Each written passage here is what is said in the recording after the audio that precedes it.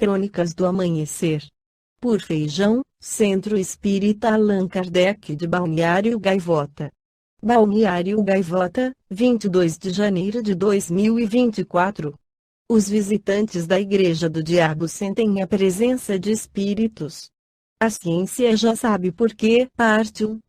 A caverna Pironquirco, conhecida como a Igreja do Diabo, localizada na Cordilheira de Koli no leste da Finlândia, é um lugar mítico e com um longo historial de relatos de acontecimentos sobrenaturais. Um estudo recente, publicado na revista Open Archaeology, oferece uma explicação fascinante para o misticismo que envolve esta caverna, relacionando-o com um fenômeno acústico único. Por séculos, a caverna tem sido um local de reunião para sábios, conhecidos como Tetaja, que acreditavam que o som era um meio de comunicação com o mundo espiritual. Estes indivíduos, semelhantes aos xamãs, entravam em estados estáticos durante as suas práticas, envolvendo cantos, incantações, e até uso de armas de fogo para realizar os seus rituais, explica o Ifuciense. Intrigados por estas práticas antigas, os investigadores Rita Rainil, da Universidade de Helsínquia, e Elina Itonen, N.G., da Universidade do Leste da Finlândia, investigaram as propriedades acústicas da Pironquirco. Os cientistas queriam entender se as características acústicas da caverna poderiam explicar as crenças associadas ao local e por que era escolhida para estes encontros sobrenaturais.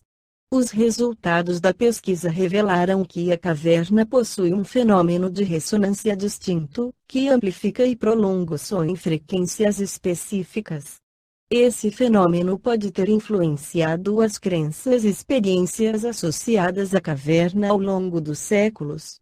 Além disso, a equipe descobriu que um sábio da região, conhecido como Kinolainen ou Tossavainen, usava a caverna para as suas práticas espirituais.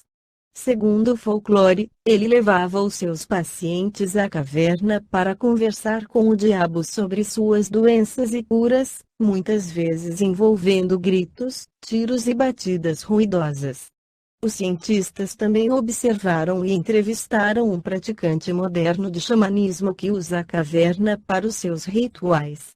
De acordo com este praticante, a caverna possui uma energia especial que permite a conexão com a natureza ao redor e com as raízes de uma pessoa. No livro Que é o Espiritismo, Allan Kardec esclarece sobre a comunicação com o mundo invisível. Sendo admitidas a existência, a sobrevivência e a individualidade da alma, o Espiritismo reduz-se a uma só questão principal: serão possíveis as comunicações entre as almas e os viventes? Essa possibilidade foi demonstrada pela experiência, e uma vez estabelecido o fato das relações entre os mundos visível e invisível, bem como conhecidos a natureza, o princípio e o modo dessas relações, abriu-se um novo campo à observação e encontrou-se a chave de grande número de problemas. Fazendo cessar a dúvida sobre o futuro, o Espiritismo é um poderoso elemento de moralização. O que faz nascer na mente de muitas pessoas a dúvida sobre a possibilidade das comunicações de além-túmulo, é a ideia falsa que fazem do estado da alma depois da morte. Figuram ser ela um sopro, uma fumaça, uma coisa vaga, apenas apreensível ao pensamento, que se evapora e vai não se sabe para onde, mas para lugar tão distante que se custa a compreender que ela possa tornar a terra. Se, ao contrário, a considerarmos ainda unida a um corpo fluídico, semimaterial, formando com ele um ser concreto e individual, as suas relações com os viventes nada têm de incompatível com a razão. Vivendo um mundo invisível no meio do visível, com o qual está em contato perpétuo, dá em resultado uma incessante reação de cada um deles sobre o outro, e bem assim demonstra que, desde que houve homens, houve também espíritos, e que se estes têm o poder de manifestar-se, deviam tê-lo feito em todas as épocas e entre todos os povos. Entretanto, nestes últimos tempos, as manifestações dos espíritos tomaram um grande desenvolvimento e adquiriram maior caráter de autenticidade, porque estava nas vistas da providência pôr termo à praga da incredulidade e do materialismo, mediante provas evidentes, permitindo, aos que deixaram a Terra, vir a testar sua existência e revelar-nos sua situação feliz ou infeliz. As relações entre os mundos visível e invisível podem ser ocultas ou patentes, espontâneas ou provocadas. Os espíritos atuam sobre os homens ocultamente, sugerindo-lhes pensamentos e influenciando-os, de modo perceptível, por meio de efeitos apreciáveis aos sentidos. As manifestações espontâneas se verificam inopinadamente de improviso, produzem-se, muitas vezes, entre as pessoas mais estranhas às ideias espíritas, as quais, não tendo meios de explicá-las, as atribuem a causas sobrenaturais. As que são provocadas, dão-se por intermédio de certos indivíduos dotados para isso de faculdades especiais, e designados pelo nome de médiuns.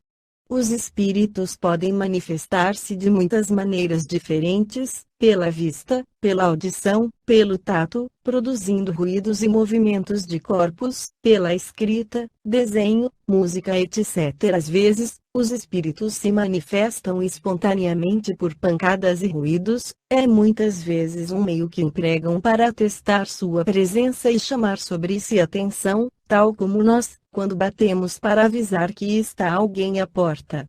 Alguns não se limitam a ruídos moderados, mas produzem bulhas imitando louças que se quebram, caindo, portas que se abrem e fecham com estrondo, móveis lançados ao chão, e alguns chegam mesmo a causar uma perturbação real e verdadeiros estragos. Revista Espírita, maio de 1858, O Espírito Batedor de Bergzabern, idem, agosto de 1858.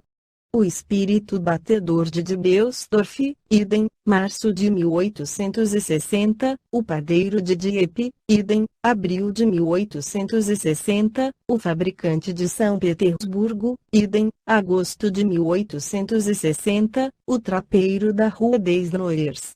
Esta foi a crônica do amanhecer de 22 de janeiro de 2024. Por Alfredo Feijão Lopes.